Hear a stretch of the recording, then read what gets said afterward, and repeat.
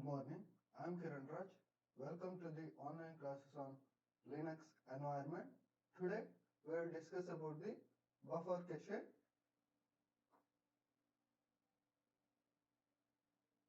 This is the architecture of the Unix operating system which was discussed in the previous video. If you see here, I am going to have the buffer cache which will be the connection between the file system or the file subsystem and the input and output devices. So it will be mainly helpful in transaction or the interaction between the file subsystem and the input output device drivers, that is sending the file from input to the output devices and doing the operation. The buffer will be plays the main role. Buffer cache. Files are stored on the hard drive and process can access these files and create a new files on the disk. What do you mean by that? For example, there will be files in the hard disk. So whenever you want to do the changes to the file or you want to add something to the file, the process will access the files. Okay. So what will happen here? The process will access the file and they can make the changes, right? Or they can create some new changes and then they can store it back to the disk there. Okay. When a process requests for a file, the kernel brings the file into the main memory, that is operating system will bring the file from the hard drive or the hard disk to the main memory, where the process can change, read or access the file. The kernel could read and write the file directly from the hard disk and put it into the memory and vice versa. But the response time and the throughput will be very low in this case because the hard disk has the transfer speed of very slow. To minimize the frequency of the disk usage access, the kernel keeps the buffer to store the recently accessed files and or frequently accessed files. The pool of the internal data buffer is called as buffer cache. The increase, what is the result of using the buffer cache? It will increase the response time and the throughput. Buffer cache is the part of the main memory which contains different blocks of data from secondary memory. Usually, buffer cache is maintained in the system area of the main memory. Buffer cache contains the data in recently used disk blocks. When reading the data from the disk, the kernel attempts to read the data from the buffer cache. If the data is already present in the buffer cache, the kernel does not need to read the data from the disk, so it can directly read it from the buffer. If the data is not available in the buffer cache, kernel reads it from the disk. Kernel reads it from the disk and caches it. Buffer headers. During the system initialization, the kernel allocates the space for a number of buffers configurable according to the memory size and the system performance constraints. So here the space that is allocated to the buffer, it may vary. Okay, the buffer is mainly consisting of two parts. One is memory array which contains the data from the disk, and buffer header which contains the identifiers for the buffer. And the disk block and the buffer ratio is 1:1. That is, for one disk block only one buffer will be created. Now this is the diagram or representation of your buffer header. So while coming to the buffer header, you are going to have the device number, so which is the logical file system number. So not the physical file system number, but the logical file system number, that is device number. Then you are going to have the block number. So block number of the data. It is a block number of the data on the disk. Okay, it is a block number of the data on the disk. Device number is a logical file system number, not the physical file system number, but the logical file system number. While coming to the status, it represents the current status of the buffer. Okay, so there are many status can be possible. For example, the buffer is currently locked or unlocked is one status. What will be locked? Locked means busy, unlocked means it is free. Next status is whether the buffer contains the valid data. The third is whether the kernel should write the contents to the disk immediately or before reassigning the buffer. That is called as delayed write. What is delayed write? Whether it should write the data to the disk immediately or after reassigning, whether it should write. Okay. The kernel is currently reading or writing the contents of the buffer to the disk. That is the fourth status. So you are checking whether it is currently reading or writing. The fifth is process is currently waiting for the buffer to become free. Okay. So if you notice in the status, we are going to have the 5 status, which gives the current status of the buffer. Now if you notice here, we are having the different pointers. So while coming to the one pointer here, that is PTR to the data area. Okay, so it is a pointer to the data array of the buffer or the data area of the buffer. So here this will point to the memory part where the data is present. As I already mentioned, buffer is going to be of two parts. One is buffer header and another one is memory. So this is a buffer header. So what about memory? Memory is in some place else, right? So it is pointing to that address. Okay. So if you see, you can see that we are having the different pointers here, right? That is pointers to the previous buffer of the hash queue, pointers to the next buffer of the hash queue, pointers to the previous buffer on the free list, pointers on the next buffer on the free list. While coming to here, pointers on the previous buffer on the free list and the pointers to the next buffer on the free list, it is mainly used when you want to have the free list. These are required, or your hash queue is also required when you want to allocate the new buffer, or when you want to add, when you want to access the data, or when you want to access the certain disk block of the buffer, then you are going to require the hash queue and the this one, that is free list is going to be required. As the name suggests, free list will provide the free memory or the free buffer, and while coming to the previous buffer or the hash queue, so it is going to have the list of the different buffers that is available. And kernel identifies the buffer content by examining the device number and the block number. The buffer that is pointed to data array for the buffer will be having the size at least as big as the size of the disk block. Okay. The buffer is in the in-memory copy of the disk block. The contents of the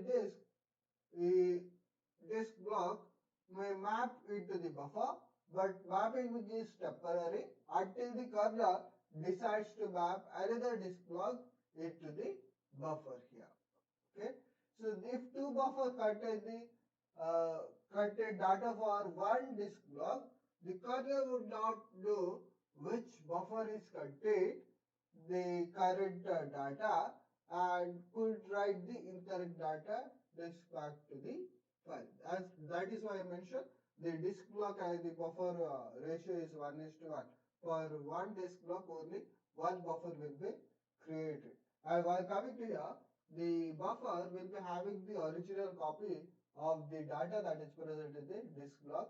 So as after it is doing its work, it is going to write back the details or write back the contents back to the disk block here. So that is why most of the time when we try to shut down our PC or a computer, we should wait for some time so that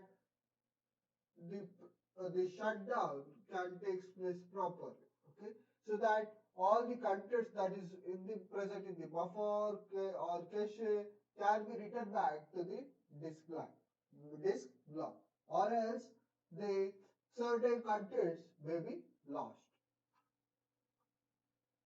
Next is structure of the buffer pool.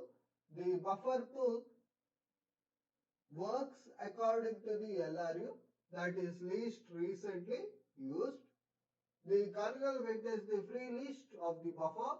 So if you see here, this is the free list of the buffer and free list head is there. So you can see that it is a doubly liquid list. Okay, so it takes the buffer from the head of the free list, and when returning the buffer, it attaches the buffer to the tail. Let us say that some hash queue or someone has asked for the buffer. That time the buffers will be taken from the head position. That is, buffer 1 will be taken, then the buffer 2, then the buffer 3 will be taken.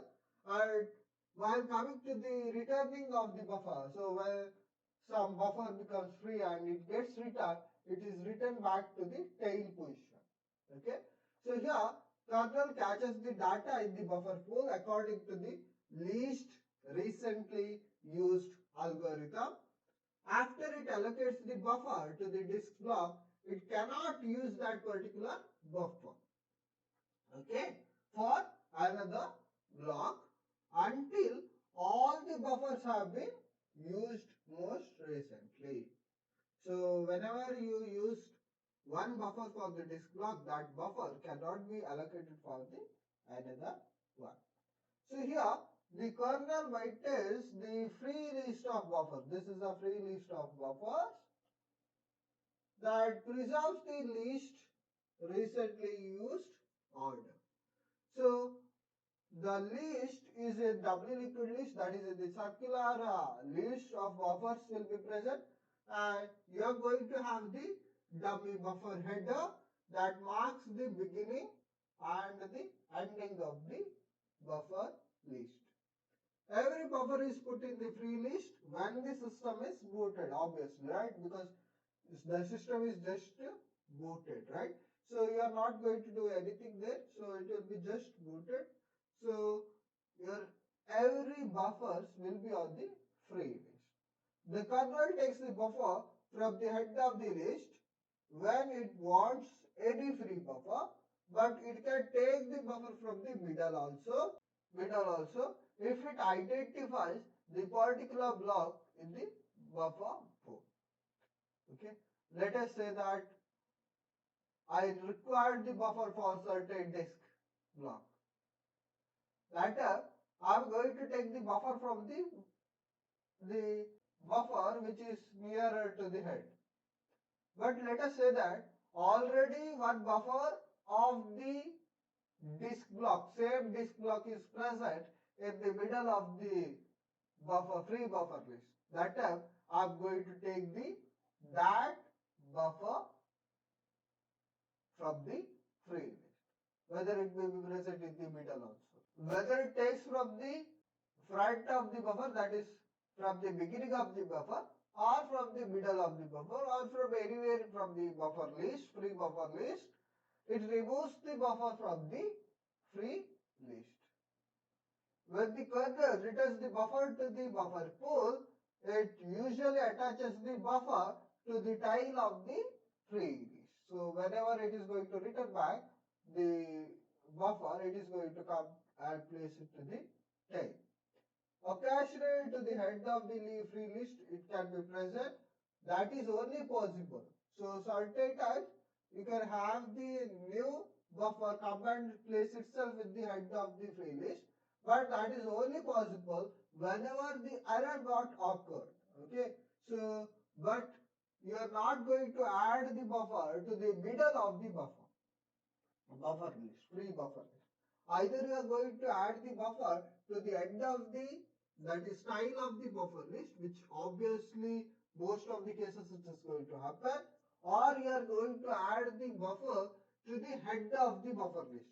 That happens when the error got occurred, but not in the middle of the buffer. Okay, but whenever you want to remove the buffer from the buffer list, usually you are going to take the buffer from the head of the buffer list, but in certain cases you are going to take the buffer from the middle of the buffer list, considering that buffer got matched with the disk block that you want to use. As the kernel removes the buffer from the free list, the buffer with the valid data moves close to the head of the free list. The buffer data closer to the head of the free list are not used frequently. So you can remove this buffer for the other purposes. But what about the buffers present towards the tile side? They are used most frequently.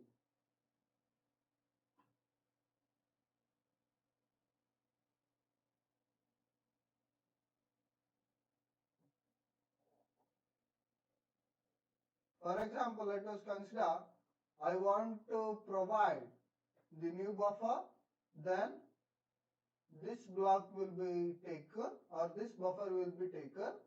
Why? Because it is least frequently or least recently used buffer. Second part of the structure of the buffer pool. When the kernel accesses the disk block, a separate queue, that is W linked circular list, will be created, which will be using the hashed function of the device and the block number. So every disk block consists of one and only one hash block and only once on the queue. So this is the diagram of the hash queue buffers on the hash queue. So as I already mentioned, for one disk block, one buffer will be created. So this is block number 0, module 4. This is block number 1, module 4. This is block number 2, module 4. This is block number 3, module 4 here. Okay.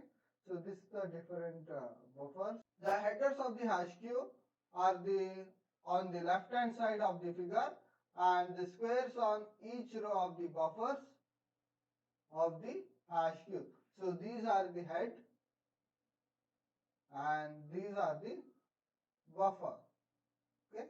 So here 28, 4 and 64 are the buffer that belongs to the block number 0 and modulo 4. And 17, 5, 97 are the buffers that is present in block number 1 with modulo 4. The dotted lines here, okay, of the buffer represents the forward and the back pointers to the hash queue. So you have two-sided this one. Arrows are present here. So they represent the forward and the back pointers to the hash queue. Each buffer always exists on the hash queue, but there is no significant position for the buffer on the queue. No two buffers will have the contents of the same disk block. So while coming to here, every disk block in the buffer pool exists on only one of the hash queue and only once on the queue. The buffer can present in the hash key also, and it can be present in the free list also. So it can be present in two sites also, okay, or in the two places also. But whenever it is present in the free list, the buffer status will be free. Okay.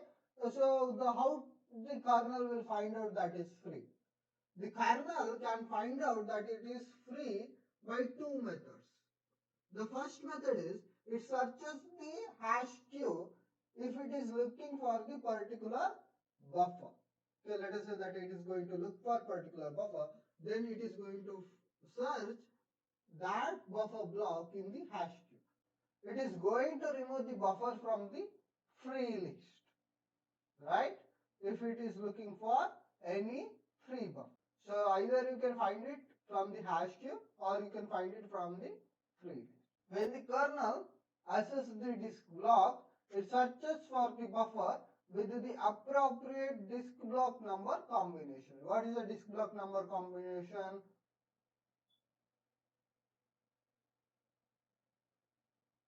Device number and the block number becomes the disk block number combination here, rather than it searches for the complete buffer pool. Okay, it only searches for the kernel organizes the buffer into separate queues, that is hashed as the function of the device and the block number.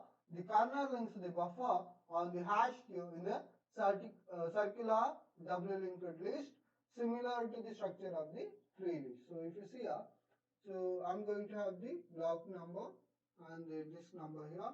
So that will be used for the hash function. And while coming to the buffers here, they are connected, which is very similar to the free list because they are connected in the W linked list, which will be in the circular format. The number of the buffers on the hash queue varies during the lifetime of the system.